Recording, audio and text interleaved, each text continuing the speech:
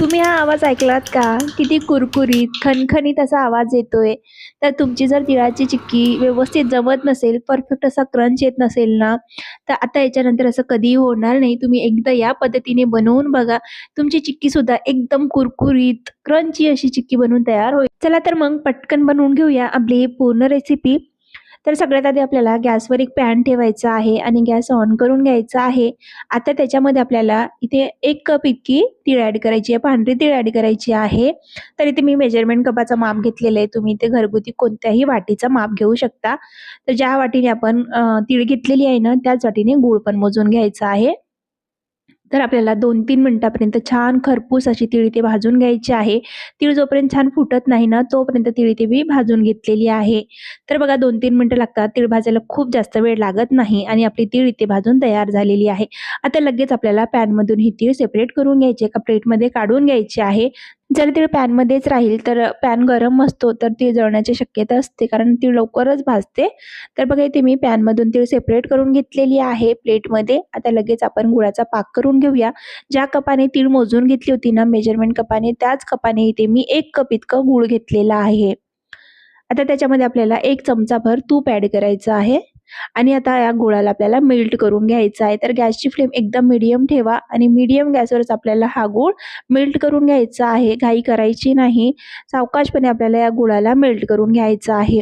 तर थोडंसं बघा इथे मी तूप ॲड केल्यानंतर ना थोडंसं याला पसरवून घेणार आहे आणि बघा अशा प्रकारे थोडंसं पसरवून घेतलं ना, अगदी 2 ते 3 मिनिटामध्ये गूळ ऑटोमॅटिक मेल्ट व्हायला इथे ना तुम्ही चिक्कीमध्ये पाणी वगैरे काही ॲड करू नका. गूळ मेल्ट करण्यासाठी जर आपण पाणी वगैरे ॲड करणार ना, त्याची कन्सिस्टन्सी बिघडते आणि व्यवस्थित चिक्की सेट होत नाही. तर बघा जोपर्यंत आपला गूळ मेल्ट होतोय ना, तोपर्यंत आपण ना इकडे बटर पेपरवर थोडंसं तुपाने ग्रीस करून घेऊया. तर इथे मी दोन्ही पेपरला तुपाने ग्रीस करून ठेवलेला आहे आणि इकडे बघा गूळसुद्धा छान मेल्ट झालेला आहे. गूळ मेल्ट झाल्यानंतर आपल्याला 2-3 मिनिटापर्यंत छान मीडियम गॅसवरच याला शिजवून घ्यायचं बघा अशा प्रकारे. आता आपल्याला हा बरोबर शिजलाय की नाही ते कसं बघायचं, तर एका वाटीमध्ये आपल्याला पाणी घ्यायचं आहे आणि थंड पाणी, नॉर्मल पाणी घ्यायचं आपल्याला आणि त्याच्यामध्ये बघा इथे मी 2-3 मिनिटापर्यंत छान याला शिजवून घेतलेलं आहे. आता ना आपल्याला याच्यामध्ये 2-3 गुळाचे जे आपण पाक बनवलेला आहे ना, त्याचे ड्रॉप टाकायचे बघा अशा प्रकारे. त्यानंतर ना त्या गुळाला बघा अशा प्रकारे हातामध्ये घेऊन बघायचं. जर तो क्रंची झाला असेल ना, एकदम खणखण आवाज येत असेल ना त्याचा, तर तो परफेक्ट झाला असं समजायचं आणि जर असं चिपचिपा होत असेल ना, तर अजून आपल्याला 2-3 मिनिटापर्यंत या पाकाला शिजवून घ्यावं लागेल. तर बघा इथे चिपचिपाच होतात, तर मी त्याला परत टाकून घेतलेलं आहे पाकमध्ये आणि परत आपल्याला 2-3 मिनिटापर्यंत त्याला कमी गॅसवर शिजवून घ्यायचं आहे. आणि आता तुम्ही बघू शकता याचा परत खूप छान असा कलर चेंज झालेला आहे. थोडंसं डार्क कलर झालेला आहे आणि मी 2-3 मिनिटापर्यंत याला परत शिजवून सुद्धा घेतलंय. आता एकदा परत चेक करून घेऊया 2-3 मिनिटानंतर. बघा इथे मी 2-3 ड्रॉप असं टाकून बघते. जर छान असा कुरकुरीत आवाज यायला लागला, की समजायचं की आपला पाक परफेक्ट आहे आणि त्यावेळेस त्यामध्ये आपल्याला तीळ ॲड करायची आहे. तर बघा किती कुरकुरीत असा आवाज येतोय ना, एकदम कुडकुड असा तुटत आहे गूळ, म्हणजे समजायचं की आपला गूळ इथे परफेक्ट जमलेला आहे. आता ना आपल्याला लगेच याच्यामध्ये आपण जी भाजून ठेवलेली तीळ आहे ना, ती ॲड करून घ्यायची आहे. इथे बघा मी गॅस बंद करून घेतलेला आहे आणि आता याच्यामध्ये आपल्याला ही भाजून घेतलेली तीळ ॲड करायची आहे.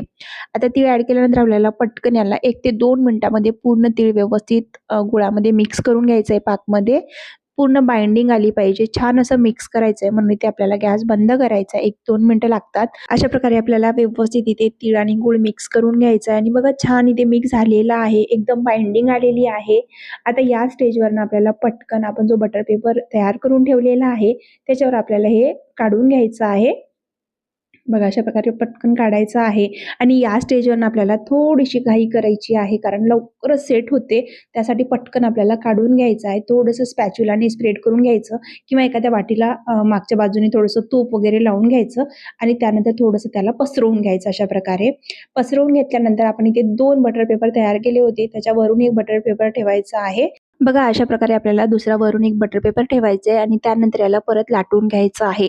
तर इथे आपल्याला जेवढी पातळ चिक्की लाटता येते ना, तेवढं पातळ लाटण्याचा प्रयत्न करायचा. पण हे करण्यासाठी ना आपल्याला पटकन लाटावं लागतो आणि हे थोडंसं फास्टमध्ये करून घ्यावं लागतं. तर इथे बघा मी पूर्ण लाटून घेतलेली आहे चिक्की आणि वरचा जो बटर पेपर आहे किती इझिली निघतोय बघा, कारण चिक्की खूप छान सेट झालेली आहे. बटर पेपर काढल्याबरोबर ना आपल्याला चाकूने लगेच त्याला कट करून घ्यायचं आहे. तर पूर्ण कट करायची गरज नाही, फक्त तुम्ही त्याच्यावर अशा प्रकारे ना कट कटचा निशाण लावून घ्या अशा प्रकारे, म्हणजे व्यवस्थित ती ना तुटेल शेवटी ज्यावेळेला आपण याला कट करू त्यावेळेला. तर बघा मी वर फक्त याला कट लावून घेतलेला आहे आणि एकदम इझी सोप्या पद्धतीने हे तुटली जाते एकदम स्क्वेअरमध्ये. तर इथे मी चिक्कीला ना स्क्वेअरमध्ये कट करून घेणार आहे. आधी उभ्या बाजूने केलं आणि आता आडव्या बाजूने सुद्धा कट करून घेतलेलं आहे. 5 मिनिटासाठी याला असं सोडून घ्यायचं. त्यानंतर बघा अशी एकदम कुरकुरीत अशी चिक्की आपली बनून तयार होते. बघा किती छान अशी पटकन तुटली ना. तर आता सावकाश हाताने आपल्याला एका साईजमध्ये, एका शेपमध्ये ना आपल्याला व्यवस्थित त्याला हाताने तोडून घ्यायचं आहे. कारण आपण जिथून याला कट लावलेला आहे ना, तिथूनच तुटते. पण थोडीशी जास्त नाजूक असल्यामुळे ना आपल्याला इकडे-तिकडे सुद्धा क्रॅक जातात. म्हणून हाताने ना व्यवस्थित जिथे आपण निशाण लावलेला आहे, कट लावलेला आहे, तिथून पकडून आपल्याला याला तोडून घ्यायचं बघा अशा प्रकारे. आणि एका शेपमध्ये मस्त अशा कुरकुरीत आपल्या तिळगुळ चिक्की बनवून तयार झालेली आहे. आणि अजून एक आयडिया दाखवते बघा. जर जास्तच शेप खराब झाला असेल ना, तर चाकूने अशा प्रकारे तुम्ही साईडनी कट सुद्धा करून घेऊ शकता. आवाज बघा एकदम कुरकुरीत असा आवाज आहे. खणखणीत आपली चिक्की बनून तयार झालेली आहे. तर तुम्हाला ही तिळगुळाची चिक्की कशी वाटली? जमली आहे की नाही? अशीच बनवली जाते की वेगळ्या पद्धतीने बनवली जाते? तेही कमेंट करून नक्की सांगा. आणि इथे बघा मी काही चिक्की छान झाल्या आहेत ना, ते सेपरेट करून घेणार आहे अशा प्रकारे.